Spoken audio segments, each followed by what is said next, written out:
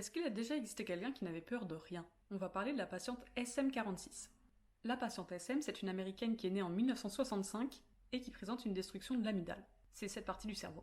Cette destruction, c'est une conséquence de la maladie d'Urban-Witte, une maladie génétique très rare. Pour donner un ordre d'idée, il y a eu environ 400 cas depuis les années 1900. Donc cette patiente SM, elle est touchée par cette maladie et elle va perdre de l'amygdale. Mais quelles en sont les conséquences? Cette femme ne va pas ressentir de peur dans des contextes qui le devraient. Donc par exemple en regardant un film d'horreur, quand elle va être au contact de serpents, d'araignées, quand elle va faire des attractions. Mais ça ne va pas impacter que des peurs visuelles. Par exemple, quand elle entendra un son inquiétant, elle ne va pas l'interpréter comme tel. Et plus intéressant encore, elle ne va pas reconnaître la peur chez les autres.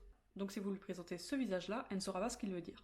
Mais certaines peurs vont rester. Par exemple, quand elle sera mise dans un contexte de suffocation, là, elle expérimentera de la peur. Donc on peut se poser une question, est-ce que c'est une chance de vivre sans ou avec presque aucune peur?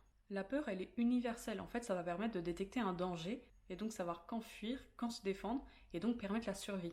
Si vous n'êtes pas capable de reconnaître les signes d'un danger, vous n'allez pas pouvoir l'éviter et vous allez donc mettre votre vie en danger. Donc non, vivre sans peur, ce n'est pas vraiment un avantage. Après, c'est vraiment très rare, il n'y a eu que la patiente SM et quelques autres patients qui ont montré cette perte de l'amygdale et donc qui ont permis d'identifier le rôle de l'amygdale dans la peur.